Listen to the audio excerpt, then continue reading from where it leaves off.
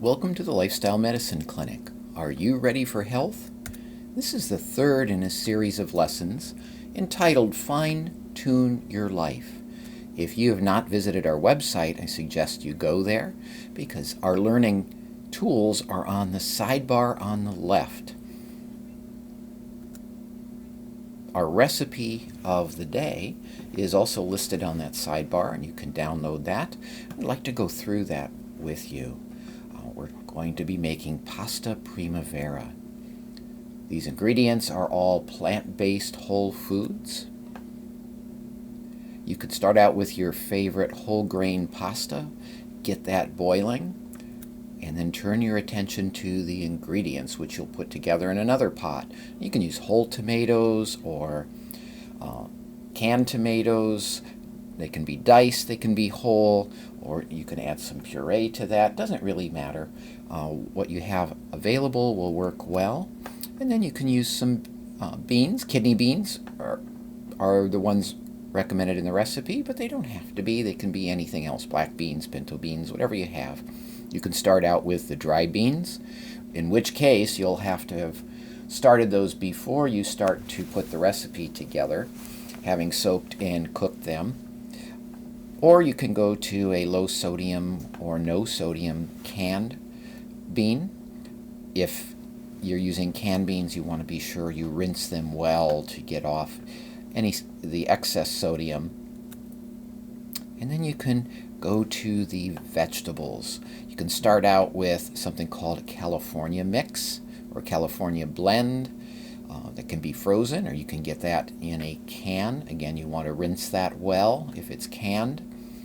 You can add some extra onion, which can be fresh or chopped, and then add some greens. If you have fresh greens, that's great. Spinach, kale, collards, whatever you have that's good. Turnip greens, things along that line, whatever your favorite is. Or you can go to the actually canned spinach, ideally without salt added, or the frozen spinach or collard greens. Whatever you have available will work fine. Then you want to use something like Mrs. Dash Italian medley, or more of a generic Italian seasoning blend that you can add into that to give it that nice Italian flavor. And of course you want to add garlic, and whatever you have, garlic powder, minced garlic, either dry or canned, or you can use the whole garlic itself, or get the canned cloves and mince those up. And then you might want to add even some additional basil and parsley, either fresh from the grocery store or the dried. Season it to taste. So put all those ingredients together in a second pot while you're boiling your pasta. You want your pasta al dente, a little bit chewy. When it's ready, mix them all together and enjoy a great meal. So how have you been doing? Hopefully you've been going through the sessions and you've been developing your own SMART goals, and hopefully you have a buddy who you've been accountable to. Well, this session, as we mentioned, we call fine-tuning. I want you to think about a vintage car. If you've taken great care of it, like the car on the left, it'll be beautiful. On the other hand, if you're just kind of getting by, it might be like the car on the right, which many of us are like. We have the human equivalent of duct tape and holding us together. Well, there's things we can do to help achieve that beautiful vintage car. For example, you wouldn't put diesel in a gasoline engine, and you want to put the right fuel in, not the junk foods, but the healthy plant-based whole foods that we've been talking about.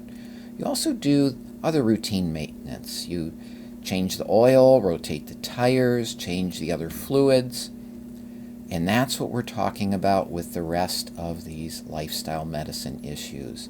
So there's some things with food that we're going to talk about that we're going to call fine-tuning, as well as exercise and some of the other things we're going to begin doing. So the basics were in the first two lessons, adding fiber and minimizing the processed foods and the animal products over on the left, which are causing the problem. And now we want to talk about things like timing.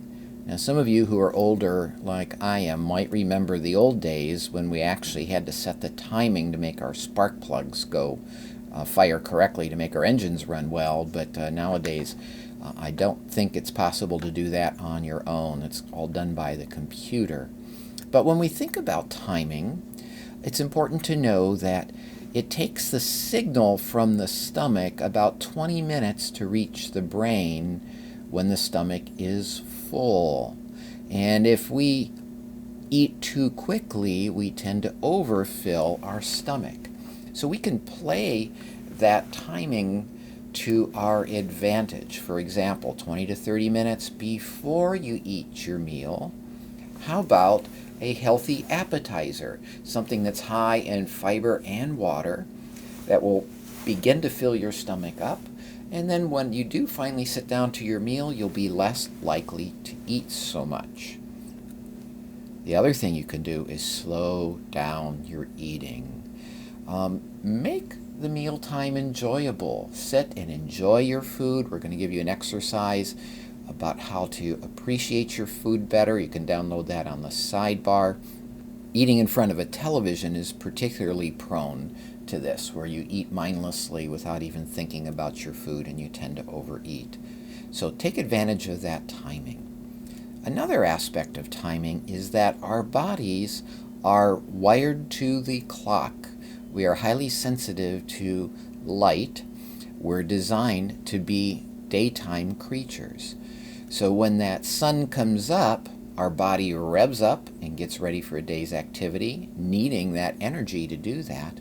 But when that sun starts to set, the body slows down. The liver is done metabolizing the food that you're giving it, and it gets put into storage. So ideally, we should be spending the day in good physical activity, like our ancestors used to be doing. Unfortunately, now many of us just go sit in front of a computer screen, but there's things we can do to help counterbalance that. We can talk about those later. But generally, the idea of eating a big breakfast, a moderate-sized lunch, and a small dinner makes a lot of sense. We want to front-load those calories in the beginning of the day. Now, if you're not hungry, a lot of people don't like to eat breakfast. If you don't need breakfast, you're fine. You can skip a meal. You can eat 2 meals a day and do just fine if you're eating the right thing and the timing of those meals is correct. Another thing that we can use to our advantage is limiting the amount of time our food is consumed in. We can start with just the 12 hours. So if we eat all of our food within 12 hours, and then we fast for 12 hours, we get some advantages. One is you tend to eat less just by cutting out an evening snack. So if you eat between 7 in the morning and 7 at night, or 8 in the morning and 8 at night, and then you don't eat anything after that, you'll cut down on the calories. The other benefit of that is the flip side. You will then be fasting for 12 hours. Our bodies have this short-term energy storage unit called glycogen. It's stored within our liver and our muscles, and it's to get us through the night. When the sugar is no longer in the system, we haven't eaten, we then switch to glycogen, and those glycogen stores begin to be depleted after 8 to 10 hours. So as those go down, our body kicks into burning fat. So after 12 hours of fasting, you have begun burning more fat, which is an advantage if you're trying to lose that weight. Now you can even improve this better by limiting the amount of time you eat during the day to 8 to 10 hours. You extend that fast through the night and you burn even more fat. So something you can work toward. Portion control is also something that's important for some people. Generally, if you're eating a totally plant-based whole food diet, you will fill up and be satisfied without eating excess calories. But again, for some of us who are eating too much, or we're not quite there with the plant-based whole food diet and we are adding lots of oils and those other forms of calories, we might actually need to limit our portion size. In the sidebar, there is a summary of some interesting ideas from Slim by Design. I recommend this book. It's written by an engineer who studied the differences between people who overeat and those who don't. And he makes some great suggestions for things you can do to engineer into your life, into your kitchen, into your work routine, things you can do that will just help you without even thinking. Just by default, you'll be eating less calories and be healthier. For example, when you open your refrigerator, the things at eye level should be healthy foods. On the counter should be a nice bowl of fruit, not a bowl of candy, not a box of cookies. Get those things up, out of sight, if not out of the house altogether. You might find some things interesting in there that would be helpful for you. Now, the World Health Organization says the two greatest dietary risk factors around the world are too much salt and too little fruit. And interestingly, they're linked because fruit has potassium, which helps counterbalance the excess sodium or salt in our bodies.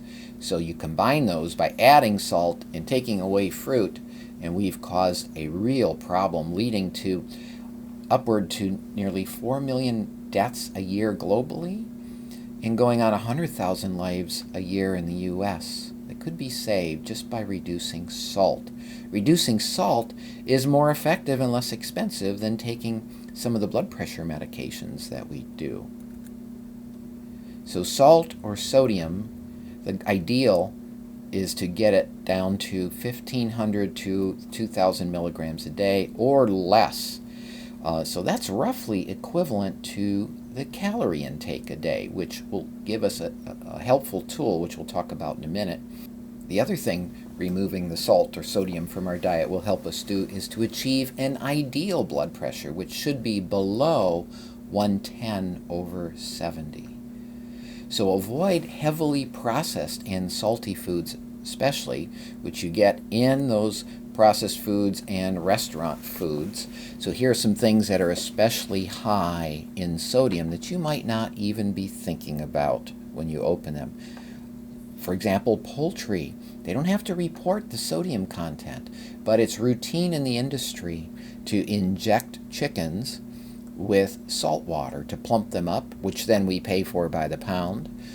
So watch these items in particular. Get rid of your salt shaker. Get something like Mrs. Dash or some other salt substitute that's a generic brand to keep on your table, keep in the kitchen. And if you don't have problems with your kidneys, you can go to a potassium-based salt rather than a sodium-based salt. It still has that metallic flavor that some of us like. It's a little different, but you get used to it. So no salt or new salt is another option. But again, if you have kidney problems, do not take this. If you're on a lot of medications, it might be a good idea to check with your medical provider first before adding some of these to your diet. So as we mentioned, there's a helpful tool in that if you're trying to limit your sodium intake to about 1,500 milligrams a day, that's roughly equivalent to the amount of calories a day. So if you use this ratio between the calories and the sodium on the food labels, you can help pick lower sodium foods. For example, calories here is about 68 and the sodium is 77. That's roughly 1-to-1. That's what you want. So let's look at some other examples. Here are the calories in just the standard black beans at Kroger. Here's the sodium, more than 3-to-1. This is too much sodium. You can also see in the ingredients it's listed, salt. How about the Simple Truth Organic? It's better off. We have 110 calories and 130 milligrams, but they've still put sea salt in. That's a gimmick. The pink salt, Himalayan salt, sea salt, it's still all sodium, and you want to get away from that if you can. But this is a better choice. But here's the best. No salt added at all. 110 calories, only 10 milligrams of sodium, which is intrinsic to the beans. And if you look in the ingredients, there's none listed at all. So decrease that sodium. Choose the better options when you can. But how about potassium? You want to increase the potassium. And these foods that tend to be yellow or green have high levels of potassium. So eat those in good quantities and get rid of the sodium, and you'll be taking care of both of these issues at the same time. So foods that are high in potassium are those plant-based whole foods. Make sure they're the biggest, if not the entire part of your whole diet every day. We also want to talk more about activity. Now, we've been telling you all along that you need to increase your activity. We sit way too much time. We have too much screen time. We've developed this sedentary lifestyle. So we need to do more standing, walking, stretching, exercise. We have a whole session on that coming up. You can go ahead and do that session anytime. Remember, we also said that exercise is not a good primary strategy for weight loss. If you don't control the amount of calories coming in, you're going to have to do an awful lot of exercise to counterbalance those. For example, we mentioned that Snickers bar. You need to walk about an hour and a half just to burn that off. A Krispy Kreme donut, you need to walk an hour to burn that off. A can of Coca-Cola, 45 minutes. And if you think that the average American's eating about 500 calories too much a day, that's 2.5 hours of exercise alone just to get rid of those extra calories. Very few people have that much time to exercise. The other important thing to remember is that to be successful in your weight loss, you will have to schedule exercise in your life.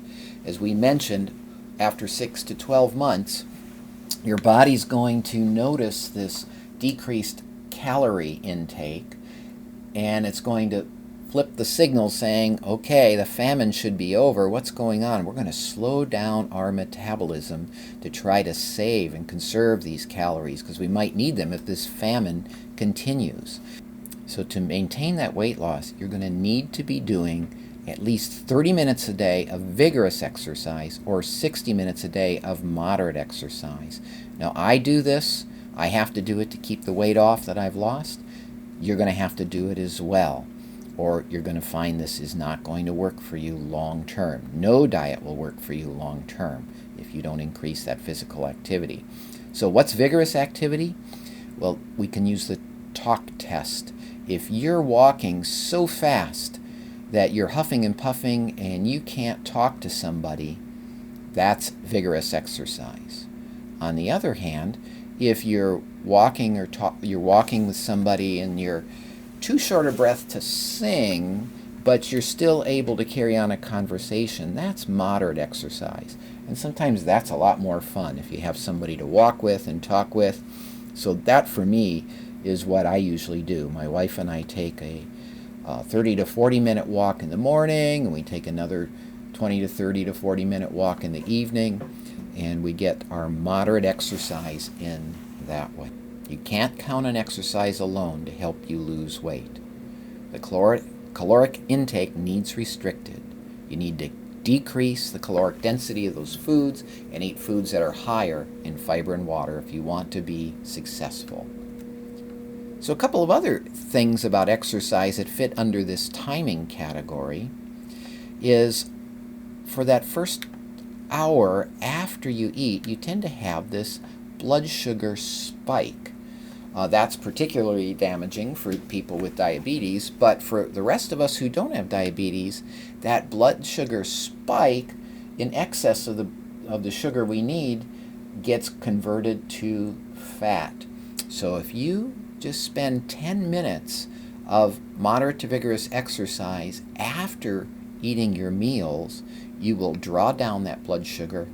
You'll use more of it in the muscle, and less of it will go into storage in your body. So if you can plan as much as possible after those meals to do 10 minutes of exercise, be preventing some of the fat deposition. And just a reminder, 30 minutes of vigorous exercise or 60 minutes of moderate exercise is where you want to be going with this. And we want to finish with taking a look at this glycemic index in particular. That's what we just hinted at, that spike of blood sugar that occurs after that first hour of eating. So foods can be broken down into these categories called their glycemic index.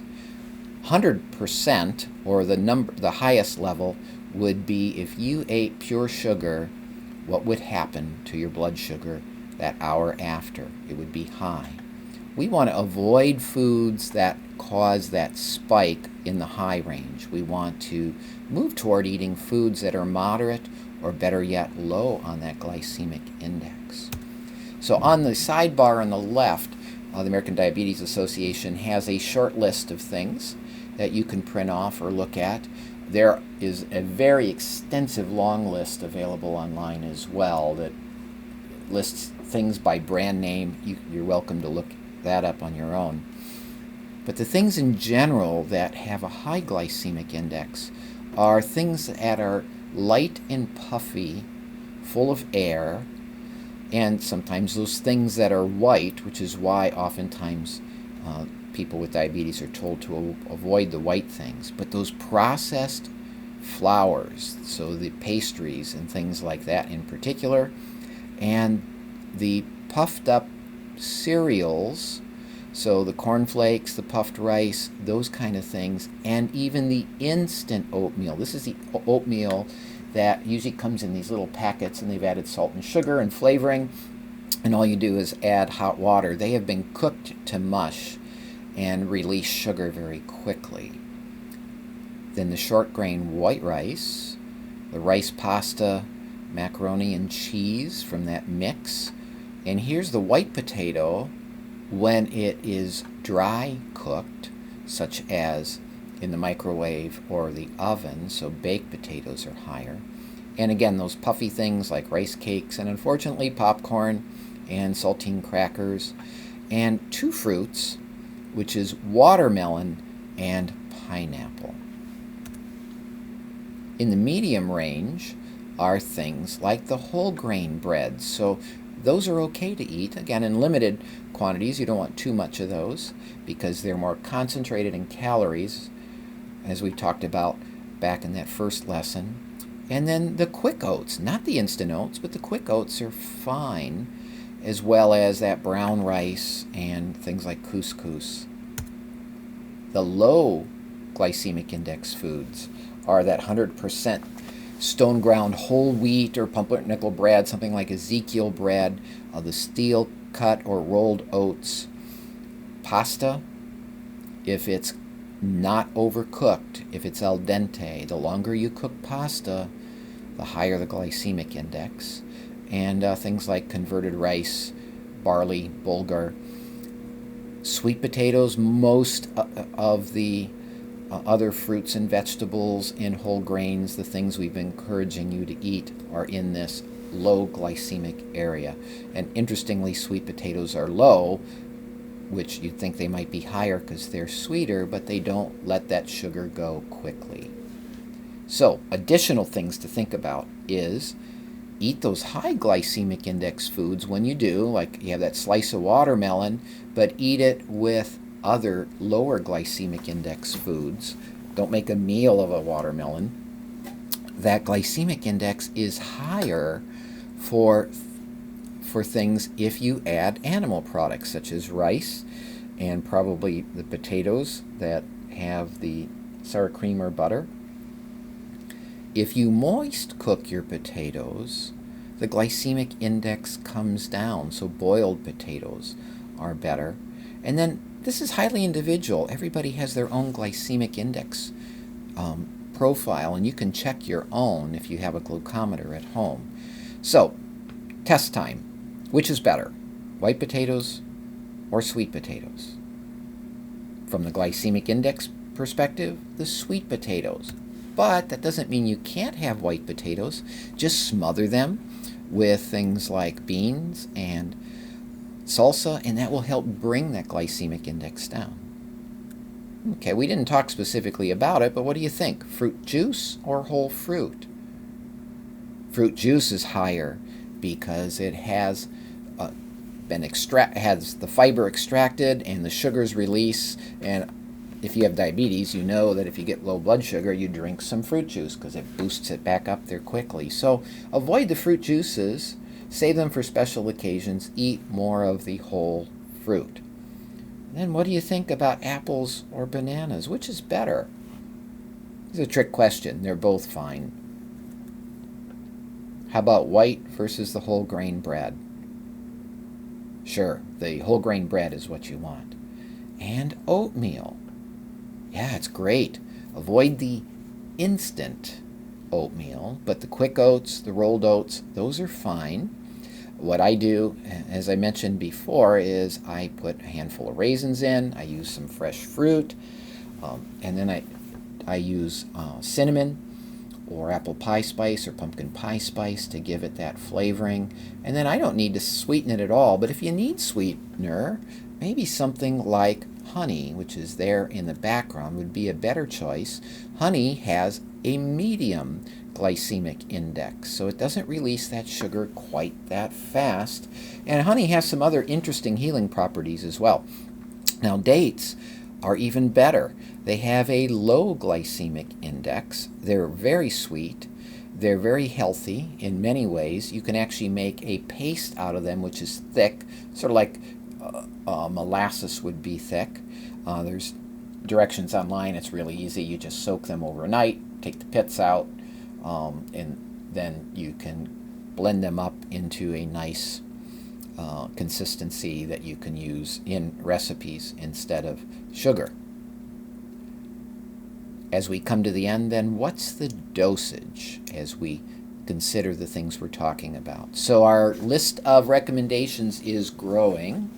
From the first session, we have encouraged you to get up to 40 grams of fiber a day. Hopefully you're getting close. At least 75% of that plate filled with foods rich in fiber and water, and a cup of beans or other legumes once a day. Minimize those animal products and processed foods. You might still need to be working on that. Maybe you tried one day without any animal products. Maybe now you need to extend that to 2 days or 3 days. Maybe you're ready to go without altogether. Saving it for special occasions like Christmas and New Year's and birthday parties. You decide where you're ready to go with that. Get rid of your salt shaker. Get Mrs. Dash or something like that instead, and minimize those high glycemic index foods. When you eat those, eat them with other foods that are low on the glycemic index. Avoid those large meals and snacks, especially in the evening and especially late. Try to fast for at least 12 hours. If you can get up to 14 hours, even 16 hours, it'll be all the better. And then exercise after your meals. A brisk 10-minute walk 3 times a day is great, but anytime you can walk is good. You might want to get a pedometer and start working up toward 10,000 steps a day. If you haven't done so, get a buddy. And remember, defeat is not the worst of enemies. If maybe you haven't met your goals, don't get discouraged. Not to have tried is the true failure. Keep at it. Let's set some goals. Remember to be specific, measurable, attainable, realistic, and time-oriented. For example, here might be some new goals that you want to work on. I'll get rid of my salt shaker and buy a salt substitute. I'll review the Slim by Design recommendations and pick some to implement. I'll walk for 10 minutes after dinner on 5 days this week. So go ahead and set up your goals. Give it about a week, and then try the next lesson. Or if you're ready to go ahead, you can move right into the lesson on stress management or physical activity. Maybe you're ready to know more about that.